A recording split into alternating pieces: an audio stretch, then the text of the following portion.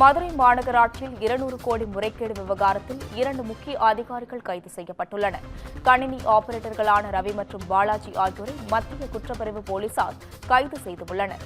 முறைகேட்டில் முன்னாள் உதவி ஆணையர் உட்பட 8 அதிகாரிகள் இதுவரை கைது செய்யப்பட்டுள்ளது குறிப்பிடத்தக்கது. தற்போது இதனை அண்மை செய்தியாக பார்த்து வருகிறோம். இதுகுறித்து கூடுதல் விவரங்களை வழங்குவதற்காக செய்தியாளர் அருண் இணைப்பில் உள்ளார். வணக்கம் அருண். மதுரை மாநகராட்சியில் 200 கோடி முறைகேடு விவகாரத்தில் 2 முக்கிய அதிகாரிகள் கைது செய்யப்பட்டுள்ளனர். இதுகுறித்து விவரங்களை பகிரலாம்.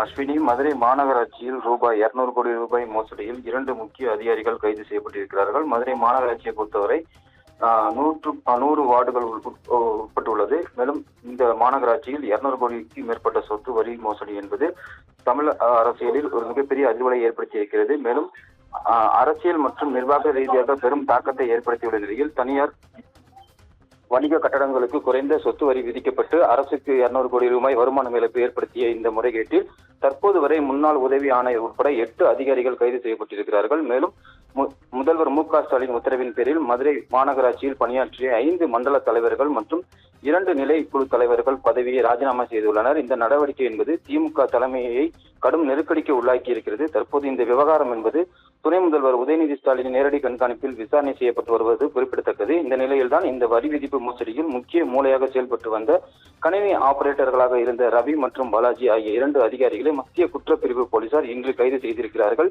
இதில் பணியிட மாறுதல் பெற்ற ரவி ராமநாதபுரம் மாவட்டத்தில் பணிபுரிந்து வந்த நிலையில் மத்திய குற்றப்பிரிவு போலீசார் ராமநாதபுரம் சென்று அவரை கைது செய்திருக்கிறார்கள். இதன் தொடர்ச்சியாக நேற்று மேலும் 4 ஊழியர்கள் மீது நடவடிக்கை எடுக்கப்பட்டிருக்கிறது.